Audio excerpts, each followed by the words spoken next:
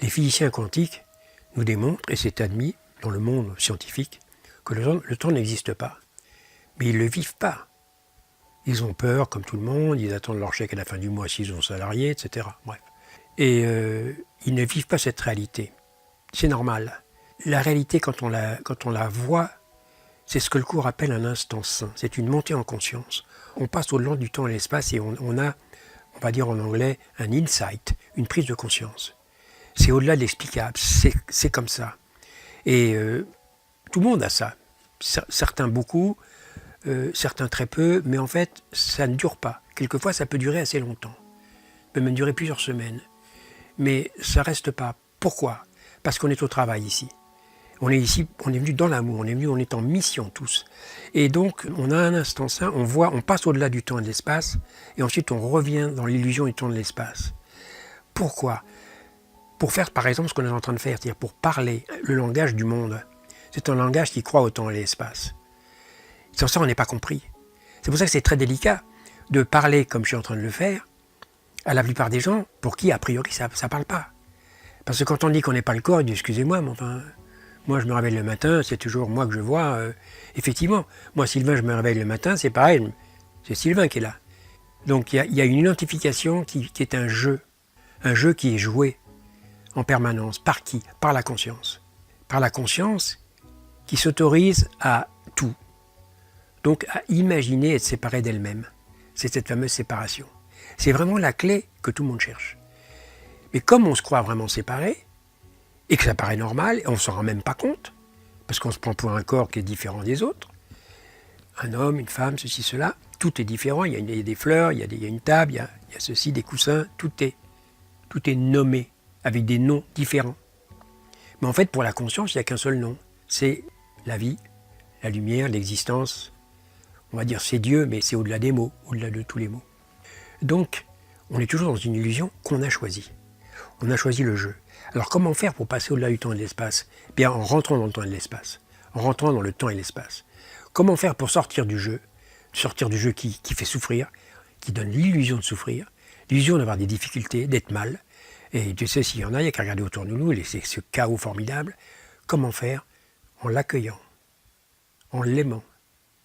J'aime le jeu. Donc j'aime tout ce qui se passe sur cette planète. Donc quand on vient me dire qu'il y a de la corruption partout, que les journalistes font ceci, cela, oui, ok, oui. C'est un produit du jeu de l'ego, c'est de l'identification au corps. Mais en fait, ce n'est qu'un jeu, JEU. Il n'y a pas de coupable. Mais le jeu est tellement bien fait qu'on est piégé dedans, complètement piégé dedans. Et pour la plupart des gens, ce que je suis en train de dire là, ça ne parle pas. C'est normal, et je comprends très bien. Alors quoi faire, justement, pour sortir du jeu ? Encore une fois, l'accueillir, faire des expériences. Et c'est un travail souvent de longue haleine. C'est un travail qui, alors on va dire, ça demande du courage. On vit l'instant présent. Donc quelque part, on repart à zéro à chaque instant. On se lève le matin, on voit la personne qui a dormi à côté de nous, si on ne dort pas seul. Je ne la connais pas, cette personne.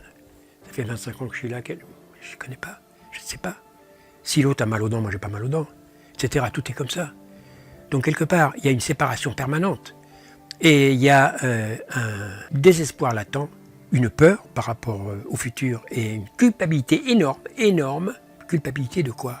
Du jeu de la séparation. Parce que quelque part, comme on est, il n'y a que Dieu et rien d'autre, comme il n'y a que la vie. Et ça, c'est indélébile.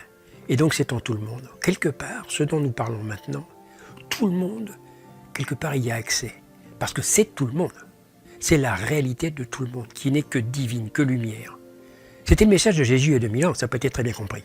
Et ça a été interprété, mais c'est normal, y compris par les premiers disciples qui ont suivi, qui ont fait un super boulot. Ils ne pouvaient pas faire autrement, il fallait voir l'état de conscience. Il fallait voir aussi, 2000 ans après, quel est l'état de conscience et comment on récupère avec les religions, comment on fait des drames épouvantables et qu'on n'est pas dans l'amour. Mais ça ne fait rien. C'est à moi de voir que tout le monde est amour, c'est à moi d'accueillir le jeu. Et donc ça ne concerne que moi. Et dans le courant miracle, par exemple, Jésus dit combien il en faut pour sauver le monde ? Un seul suffit. Et c'est pour ça qu'il dit, moi, je l'ai fait le travail. Et tout à l'heure, tu me parlais de la connaissance. Eh bien, l'amour est connaissance. Et dans l'aventure humaine, on a oublié la connaissance. Et on ne peut pas la récupérer par le mental. C'est pour ça que toutes les bagarres pour savoir ce qu'on va faire comme stratégie avec de nouvelles façons de payer les retraites, etc., même nettoyer des déchets nucléaires, ou tout ce qu'on va faire, c'est pas là que ça se passe. C'est par l'amour que ça se passe. Et après, justement, pourquoi est-ce que justement, actuellement, il y a un réveil formidable et qu'il y a beaucoup de progrès? C'est pas par les stratégies politiques, c'est par les gens qui se regroupent dans l'amour. C'est des petites actions partout. Les uns les autres qui sont poussés, guidés à se réveiller, à dire mais on peut se parler autrement, on peut cultiver des choses dans nos jardins respectifs, on peut offrir des choses, on peut... Et ce que disent les gens, que, par exemple, mettons qu'ils se rassemblent pour faire quelque chose où on va apporter des affaires, les donner gratuitement. Ils disent mais ok, ça nous réjouit, mais ce qui nous plaît le plus, c'est que on est ensemble. Nos enfants jouent ensemble, on se voit, on adore se voir, et donc on a des relations. Et là, on touche à un point fondamental du courant miracle de tout enseignement vrai, dont j'inviterai beaucoup d'enseignants à parler. C'est les relations. Est-ce que j'ai des relations d'amour tout le temps ou pas? Bien sûr, on va dire non, pas tout le temps. Oui, mais il y a un appel à... Je vais faire mes courses, je suis à la caisse, quelqu'un me passe devant, comment je réagis? Par amour ou dans le jugement? Je vois quelqu'un qui vole à la caisse, qu'est-ce que je vais faire? Est-ce que je la dénonce ou pas? Je m'observe. Est-ce que je suis dans l'amour? Est-ce que je suis dans l'amour? Est-ce que je suis dans l'amour? Tout le temps. Pourquoi? Parce qu'il n'y a que l'amour. Il n'y a que l'amour qui répond à son propre appel. On peut dire que même toute la violence de ce monde, tout ce qui se passe, et ces horreurs, en apparence, en fait c'est un appel à l'amour. Ça vient de quelque chose qui dit, tu vois, je suis en train de faire quelque chose de dégueulasse, mais surtout n'oublie pas qui je suis. Neil Donald Walsh, il a fait un petit livre qui s'appelle L'histoire de la petite âme. C'est une petite âme qui est dans un autre monde et qui dit, voilà, je voudrais vraiment expérimenter l'amour, vraiment vivre l'amour. Alors il y a une autre petite âme qui va lui dire, écoute, puisque tu vas vivre l'amour, eh bien, dans ta prochaine vie, je vais venir et je vais te faire quelque chose d'insupportable, de vraiment dégueulasse, vraiment épouvantable. Mais écoute-moi bien, surtout, au moment où je vais te faire ça, rappelle-toi bien qui je suis. Rappelle-toi bien qui je suis.